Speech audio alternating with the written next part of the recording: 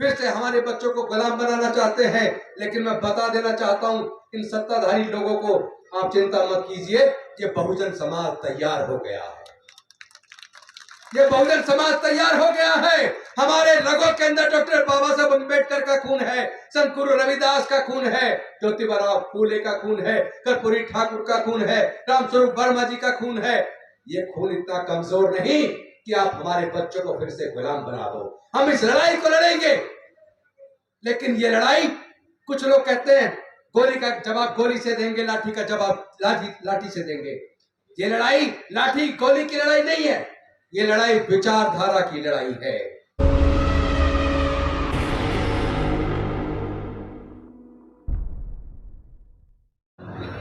पेरियार ईवीराम स्वामी नायकर जी, doctor Baba Saheb Ambedkar ji, माता रमाबाई जी, रामस्वरूप वर्मा जी, जगदेव बाबू कुशवाहा जी, नैनी सिंह यादव जी, कर्पूरी ठाकुर जी और मान्यवर कांसीराम साहब सहित समाज के सभी महापुरुषों के चरणों में कोटि कोटि नमन करते हुए मंच पे आसीन सभी अतिथिगण, आदरणीय भिक्षु संघ, सभी को क्रांतिकारी जय भीम, विनम्र नमो बुधाय। सबसे पहले तो माफी चाहूंगा क्योंकि हम लोग रात चले, सुबह लखनऊ उतरे, लखनऊ से बाई रोड बीच बीच में सवाल लेते लेते आए तो लेट हो गए। मुझे पता आप लोग सुबह से बैठे हैं।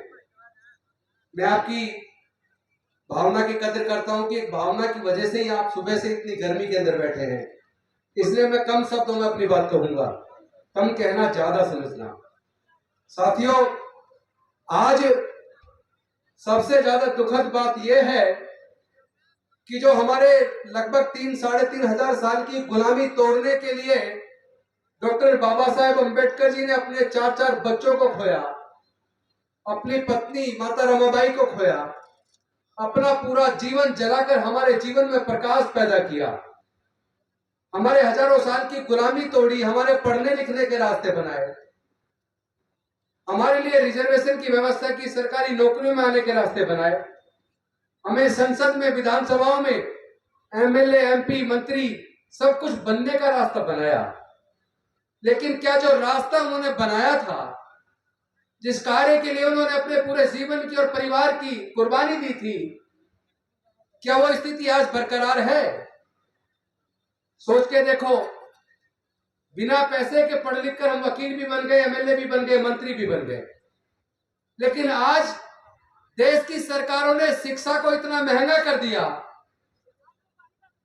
कि हमारे दलित, पिछड़े, आदिवासी समाज के 99% लोग अपने बच्चों की प्रोफेशनल कोर्सेज का खर्चा नहीं उठा सकते।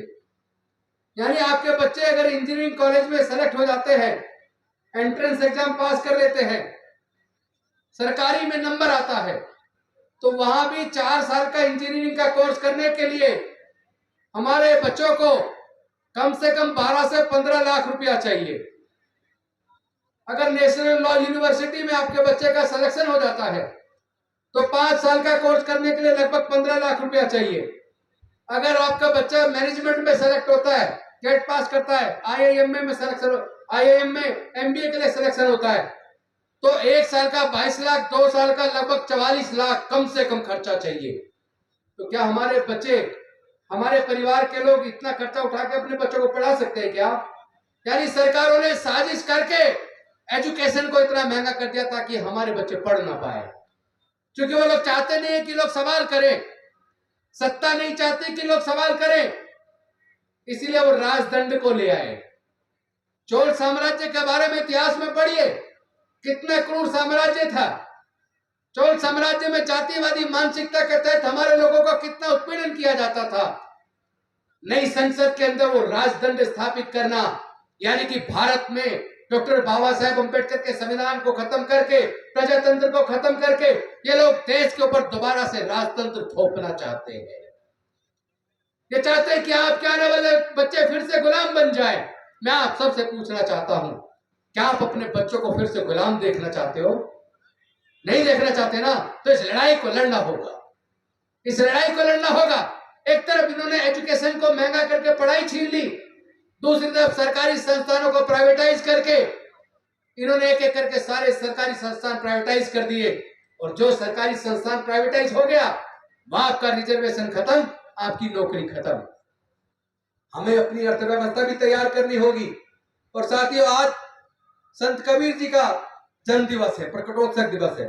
तो मैं आज इस अवसर पर आप सबको संत कबीर जी के जयंती पर शुभकामनाएं भी देता हूं, साथ में निवेदन भी करता हूं कि जो तथागत बुद्ध का जो संदेश था, जो वैज्ञानिक दृष्टिकोण पर आधारित था, जो प्रज्ञा के ऊपर आधारित, ज्ञान पर आधारित था, जिसके अंदर आपके दुख से मुक्ति का मार्ग था, जिस मार्ग में अंधविश्वास पखंडवाद के लिए कोई स्थान न था, उसी मार्ग को तथागत बुद्ध के बाद संत कबीरदास जी ने, संत गुरु रविदास जी ने, गुरु नानक देव जी ने, ज्योतिबा फूले जी ने और फिर डॉक्टर बाबा साहेब अम्बेडकर जी ने पूरी दुनिया तक पहुंचाया।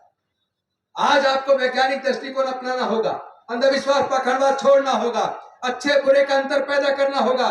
कौन लोग हैं वो जिन लोगों ने जातियां बनाई, इस बात को पहचानना पड़ेगा। वो कौन लोग हैं जिन्होंने जातियां बनाई, जिन्होंने वर्ण व्यवस्था बनाई, जिन्होंने हजारों साल तक हमारे बच्चों के पढ़ने लिखने पर धार्मिक बंदिश लगाई। कौन लोग हैं वो जिन्होंने हजारों साल तक हमारे बच्चों को व्यापार से वंचित रखा, संपत्ति से वंचित रखा। वही लोग इस प्रजातंत्र को खत्म करके, डॉक्टर बाबा साहेब अम्बेडकर के संविधान को खत्म करके, जो समता, स्वतंत्रता, बंधुता और न्याय की बात करता है, इंसानियत की बात करता है, जो सबको अधिकार देता है, उस संविधान को खत्म करके ये मनुस्मृति का शासन दोबारा से भारत में थोपना चाहते हैं, फिर से हमारे बच्चों को गुलाम बनाना चाहते हैं। लेकिन मैं बता देना चाहता हूं इन सत्ताधारी लोगों को, आप चिंता मत कीजिए, ये बहुजन समाज तैयार हो गया है। ये बहुजन समाज तैयार हो गया है। हमारे रगों के अंदर डॉक्टर बाबा साहब अम्बेडकर का खून है, संत गुरु रविदास का खून है, ज्योतिबा फूले का खून है, कर्पूरी ठाकुर का खून है, रामस्वरूप वर्मा जी का खून है। ये खून इतना कमजोर नहीं कि आप हमारे बच्चों को फिर से गुलाम बना दो। हम इस लड़ाई को लड़ेंगे, लेकिन ये लड़ाई, कुछ लोग कहते हैं गोली का जवाब गोली से देंगे, लाठी का जवाब लाठी से देंगे। ये लड़ाई लाठी गोली की लड़ाई नहीं है, ये लड़ाई विचारधारा की लड़ाई है। विचारधारा की लड़ाई को बुद्धि और विवेक से, काबिलियत से, जिस तरह डॉक्टर बाबा साहेब अम्बेडकर ने लड़ा, उसी तरीके से हमें लड़ना होगा। इस लड़ाई को लड़ना होगा और इस लड़ाई को जीतना भी है। इसका रास्ता तथागत बुद्ध से होकर शुरू होता है और डॉक्टर बाबा साहेब से होते हुए मानवर कांसीराम साहब तक जाता है। लेकिन हमसे गलती क्या हुई? हमसे गलती ये हुई, हमने डॉक्टर बाबा साहेब अम्बेडकर को भी आधा पढ़ा, हमने मानवर कांसीराम साहब को भी आधा पढ़ा। हमने इतना तो पढ़ लिया, उन्होंने कहा था कि ये राजनीति वो मास्टर की है जो सारे ताले खोलती है, और उसके बाद जो कहा वो पढ़ाई नहीं, कान बंद कर लिए, और सत्ता की वो जो चाबी थी मास्टर की, उसके पीछे लग गए। मैं पूछना चाहता हूं, उस चाबी तो आपके हाथ में आ गई थी ना, सत्ता तो आपके पास आ गई थी ना, लेकिन सत्ता को आप बचा के तो नहीं रख पाए। आप समाज के लिए जो कर सकते थे वो रास्ता बन सकता था, लेकिन वो सत्ता आपके साथ में सुरक्षित नहीं रह पाई। उसका कारण है क्योंकि डॉक्टर बाबा साहब अम्बेडकर जी ने और मानवर कांसीराम साहब ने यह भी कहा था, जिसकी सामाजिक शक्ति मजबूत होती है उसकी राजनीति मजबूत होती है। हमने सामाजिक शक्ति को मजबूत नहीं किया, हमने सामाजिक शक्ति का निर्माण नहीं किया, सीधे राजनीतिक शक्ति वो मास्टर की पकड़ ली। वो मास्टर की इतनी ज्यादा पावरफुल, इतनी ताकतवर है, उसमें इतना ज्यादा वजन है कि कोई भी व्यक्ति जो उस मास्टर की को पकड़ता है, वो उस मास्टर की को समाज की इच्छा से घुमाने की बजाय खुद उस मास्टर की इच्छा से उल्टा उल्टा घूमना शुरू हो जाता है। आप सोचो, आज अगर प्रधानमंत्री जी को आरएसएस कहे कि मोदी जी इस्तीफा दो, वो इस्तीफा देंगे या नहीं देंगे? देंगे ना, क्योंकि उनकी सामाजिक शक्ति मजबूत है। इसीलिए हमें भी अपनी सामाजिक शक्ति का निर्माण करना होगा, हमें अपनी सामाजिक शक्ति का निर्माण करना होगा। नेताओं के गले में माला डालना बंद कर दो, हमारे गले में माला डालने की जरूरत नहीं है। एक एक पैसा जोड़िए, ये आपके बच्चों के भविष्य के काम आएगा। पढ़ाई को हथियार बनाइए, ज्ञान को हथियार बनाइए। जब आप अपने बच्चों को पढ़ाएंगे तो वो अच्छे बुरे का अंतर सीख जाएगा, वो न्याय और अन्याय में अंतर सीख जाएगा।